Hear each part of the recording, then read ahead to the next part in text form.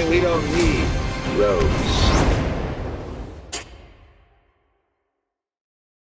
Ms. King, Mr. Elba, this movie is phenomenal. Oh my God, I got to see it on a massive screen. And seriously, thank you so much for taking the time to talk to me. I love you both so much.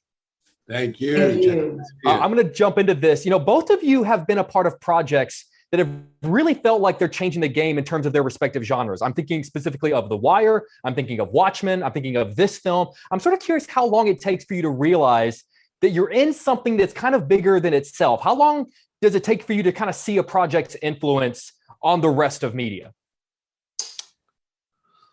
Well, I think when we read the script, we feel like this is something different. I mean, at least, I mean, I don't want to speak for Idris, but I know for me, I'm reading something and I'm reading it as an audience member first, not just as an actor. I mean, I want to be a part of something that's going to resonate or reverberate throughout and just continue to have life. I mean, Idris was on arguably one of the greatest shows of all time, and I don't think that was by mistake. Just all the years that I've known Idris.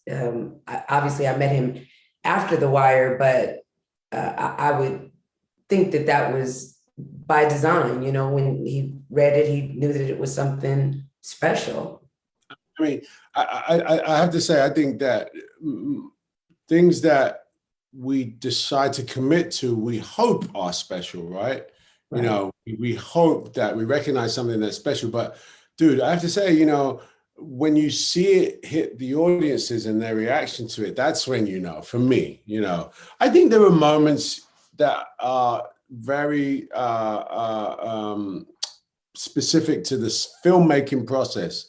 Regina and I had a moment where we did it in rehearsal, it ended up in the movie, it becomes an iconic moment and we know it at the time, but we don't have the audience's participation at that point. So I think we know it, but it doesn't, for me, it's not until it goes out there, Right. I can't wait for more people. I saw it in the theater by myself and was just screaming at the screen the entire time. So I can't wait to see it with a full audience. These days, I don't know if you guys have heard this, but I often feel like I hear that superhero films are often referred to as the Westerns of our time and that they're insanely popular. They've kind of defined a generation of filmmakers and actors. And then there is this underlying fear that they're going to go away someday. So I'm curious, as two people who have kind of tipped their toes into both genres, how do you feel about that comparison between the two? I think that's a smart comparison. It's a very astute comparison. Except, we're talking about make-believe versus reality. The West existed. And the difference here is that we're talking about a film and characters that were eradicated from history. Hey, we didn't know about DC #1 character that sat in the vault or Marvel character that sat in the attic for years. But when you're talking about people that really existed, Trudy Smith, Rufus Buck, Stagecoach Mary, it's a different type of thing. You know what I mean? The comparison's legit, but it's slightly different when we're talking about real people and an actual culture that has been erased. You know what I'm saying? So I think it's here to stay. I think it's here to stay as opposed to being replaced, because I'm hoping that other filmmakers and storytellers go, I might use a Western, or actually, no, I might tell stories about characters that have disappeared and just go for it. Absolutely. Ms. King, would you agree? Absolutely. I couldn't have said it better. Yeah. Guys, they're giving me the wrap. I've got 1,000 more questions for you, but if you can't tell, I have so much respect for you and so much respect for this film. And you make my job and my life easier by just continuously making incredible projects. So thank you for always being, my entire career, you guys have both been very kind to me, and I really do appreciate it. Thank you. Jonathan, seriously, what an honor to meet you, man. I absolutely love this movie, and I got to see it on the big screen. So seriously, thank you for fitting me into your schedule. I really appreciate it. Oh, get out of here. It was awesome. It was really cool. I'm going to jump into this. I love that there is a definitive line in this movie between the good guys and the bad guys. And I'm curious, as actors, how that might create different experiences on set on the movie. Do you think being a good guy differed from the experience that Idris and Regina and Lakeith had on the movie? Well, I think that idea, that concept of good guy, bad guy is something that the Western really kind of tries to muddle when you play it, in the playing of it. If you play the white hat like the white hat, there's no fun. If you play the black hat like the black hat, there's no fun. You have to play it a very you have to not play it, right? I mean, Rufus Buck takes lives, Nat Love takes lives. You know, we've done that. You know, like we've seen that. You know, so it's morally there's moral ambiguity in that. And if you find yourself feeling like the good guy or feeling like the bad guy, you should probably do it again, because that's not full. You're just playing it one way. You know, the challenge in the Western the challenge in art, but specifically in the Western, is to find the balance. I believe, you know, at least that's what I like to watch, and that's what I like to experience. You know, and I try to do. Oh, that's fascinating. That's awesome. You know, it's interesting these days. I feel like superhero movies are often referred to as the Western of our time, and that they're insanely popular. They've defined a generation of filmmakers, and there's this underlying fear that maybe they'll go away someday. So, if someone who has tipped his toe into both, how do you feel about that comparison between the two genres? I mean, I can go to my analytical brain and say it's not true. You know what I mean? Or I can just say, you know, playing it.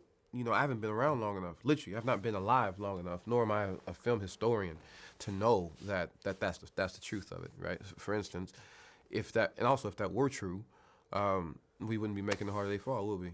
You know what I mean? Sure. We wouldn't become. It's always been there. You know, we got 310 to Yuma. You got, you know, all those things. So yeah, I can shit on that right now. I don't know if that's true. You know? No, that was fascinating. That makes sense. Respect to anybody who can break that down, you know, for themselves, you know. But for me, I don't really see it. I think they're two separate entities. I mean, classical music and jazz are similar, but jazz is not the classical music of, you know, the 20s. It's just jazz, you know. Harder They Fall, a Western is just the Western, you know. Same with the, you know, superhero movies, as it were. I love that your character literally has a scar that serves as a memory of a man who affected his life growing up. What is sort of the acting scar that you have on you? A performance you saw, an actor you worked with that left a mark on you that you still carry with you today? Just as you say that, I think about Ben Kingsley in Schindler's List. His entire performance is it's just gorgeous. It's just so nuanced and so full. He carries so much with him, and is only in the film just giving us a little bit at a time, you know, and we completely understand him, though he doesn't say or give too much away. I love that performance. That's literally what just came up when you asked, so I'll go with that. I love, well, because I know everyone talks about Liam and everyone talks about Rafe, but my God, Ben Kingsley in that movie, it's beautiful. It's beautiful. Yeah. Hey man, seriously, this is an absolute pleasure chatting with you, dude. I really, really love this movie. And like I said, Netflix actually set it up on the big screen for me to be able to see it. And it was incredible. So seriously, I really appreciate your time. Hell yeah, man. Be cool. Hey man, good to see you. Take care. But seriously, so good to see you again. You know, I really love that there's this sort of interesting line in the movie between the good guys and the bad guys. But I'm curious, as actors, how that might create different experiences on set. Do you think that your experience was different than what Idris, Regina, and Lakeith had, since you guys were on different sides of the spectrum? Yes, I do actually. You know, I think in terms of like the people you also, you know, get closer with on set, who you're spending more time with. I was sad to not see Lakeith more than I did. But also, you guys should do a TV show together. I know, right? I know. I'm seeing him on Monday, I think, which is tomorrow. But you know, I think it is, you know, I think our two teams have different energies, have different ways of how these characters work with one another, and our dynamic and the motivations. And so I do think it creates a different sort of energy. Also because of COVID, we had to kind of really split like the hair and makeup trailer. So they had like a whole different trailer, a whole different this than we did. And so sort of even that kind of thing sort of bifurcated our experience, I suppose. But I feel like I actually got really close with Regina because she was sort of my direct like counterpoint. And so we spent time together. And that was like a cool, you know, I don't know, for me, it was really lovely just getting to know her and to work with her. And we had a really, I think, lovely relationship. So yeah, I do think it made a difference. The scenes with you and Regina just made me realize that I have to see you two in projects together more often, because, oh my God, you bounced off each other so well. You know, these days, I feel like superhero movies, they're often referred to as kind of the Western of our generation, in that they're insanely popular and they've defined a generation of filmmakers. And there's this underlying fear that maybe like will burn out and they'll go away someday. So as someone who's tipped her toe sort of into both genres, how do you feel about that comparison between the two? I actually think that's a very apt comparison. I think sort of each generation has had its own version of the great distraction from what's going on politically in the world. I think there was a time for musicals, and then, I think Westerns, and I feel like I think the superhero films are that right now, while also I think addressing, things that are very personal and important to people at the same time. I think X-Men does a great job of that with the whole sort of mutant narrative. I think this is why also bringing this film or doing this film now feels like, I do think we kind of took the Western genre, the spaghetti Western, and I do think we kind of put like a modern twist on it. And, in terms of the music and the pacing and how it's shot. And obviously, I guess in terms of the casting as well. And I think that, that was a big thing James wanted to do. Westerns are James is our director, and Westerns are his favorite genre. But, rather than just sort of like reviving sort of an old dog, I guess, I think, to kind of give it something that is relevant to today, hopefully this film feels new and fresh, even though it's inspired by an old sort of iconic kind of narrative, I suppose. Oh, you're absolutely right. I mean, like just within the first 30 seconds, I sort of just looked at the screen and went like, oh yes, okay, I'm so into this. Oh, it was amazing. We were talking about Regina. You have a really great moment with Regina where the two of you are discussing the Western nicknames that you each have, like Stagecoach Mary and Treacherous Trudy. And I always loved that. Even like growing up watching Westerns, I always loved those. If you lived in that time, based on who you are as a person, what do you think your Western nickname would be? Oh gosh. Zany Zazie. Yes.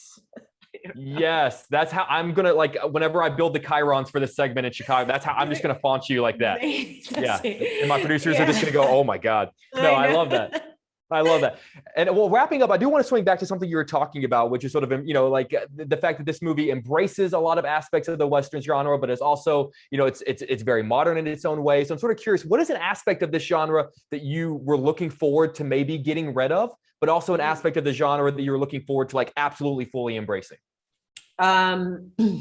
What I was potentially hoping to get rid of, I think the genre can feel very, I think beyond sort of like switching up the casting to like, just like, I think have a wider range of representation. I think it can also be very male heavy and male centric, which, for me as a woman, I like watching female stories. I'm just drawn to them. And so, I think that was important for me. And not that these old Westerns didn't have sort of female-led narratives as well to a degree. I think that, definitely that's something I liked, sort of introducing more of sort of a feminine narrative in the film. But then also something I think I would like to keep is I love playing in like heightened worlds and in big worlds and creating worlds, and sort of having like an interesting sandbox to explore and to act in.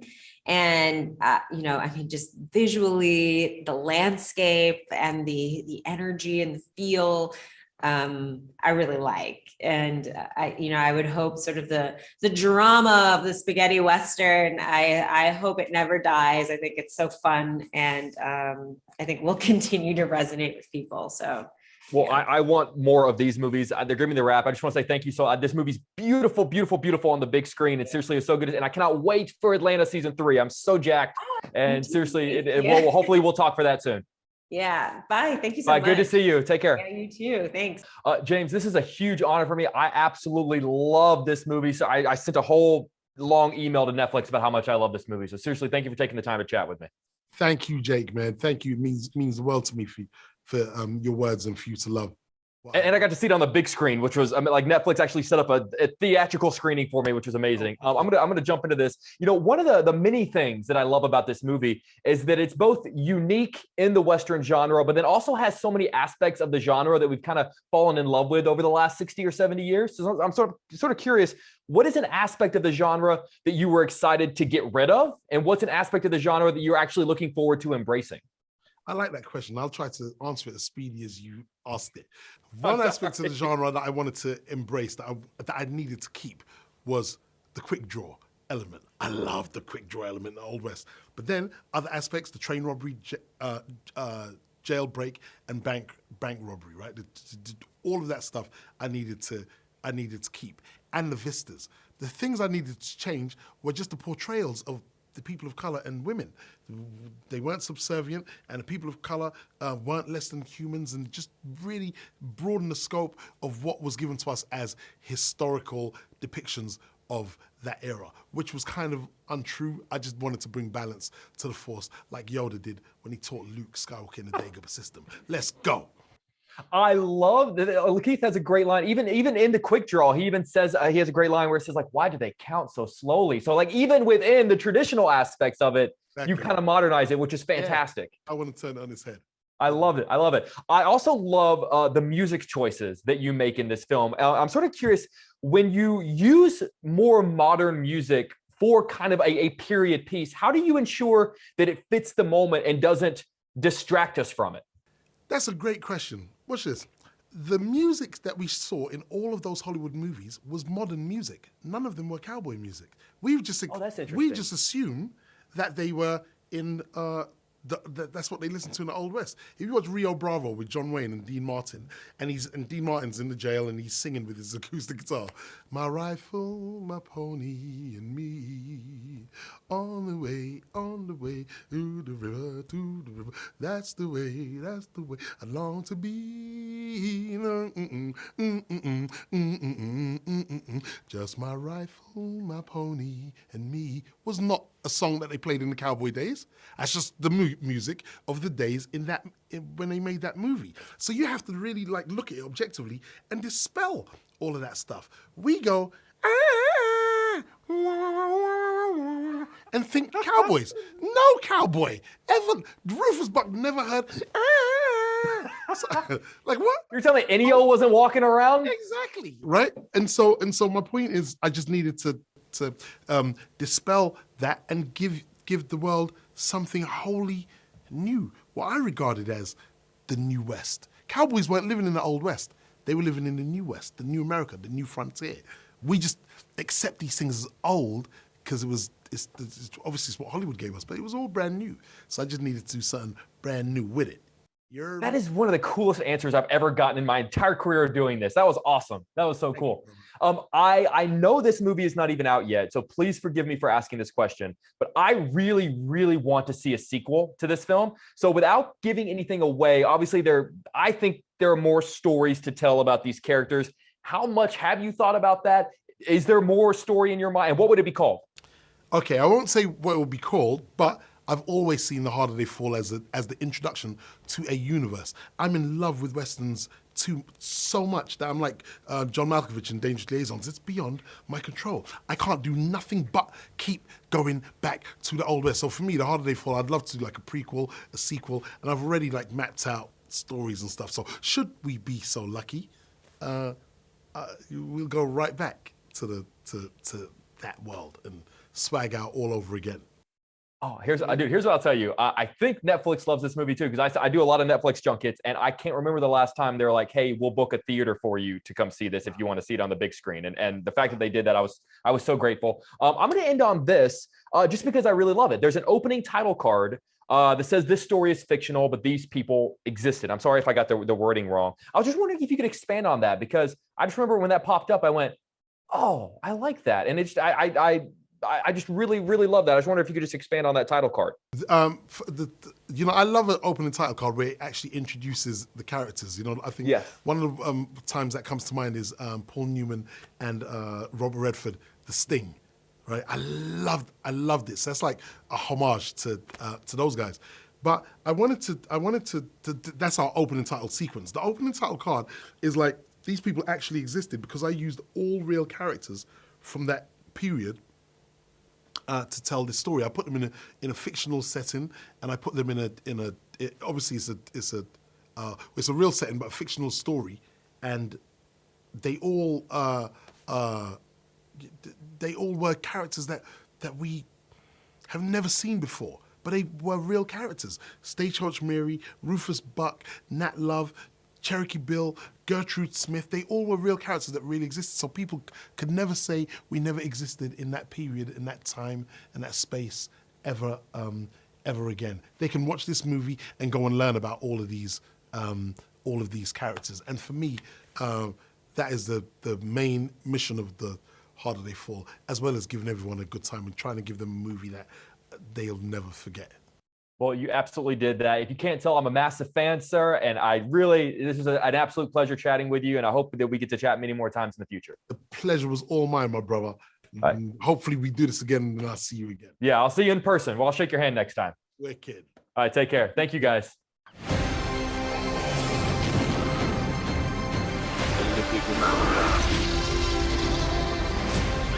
Where we're going, we don't need roads.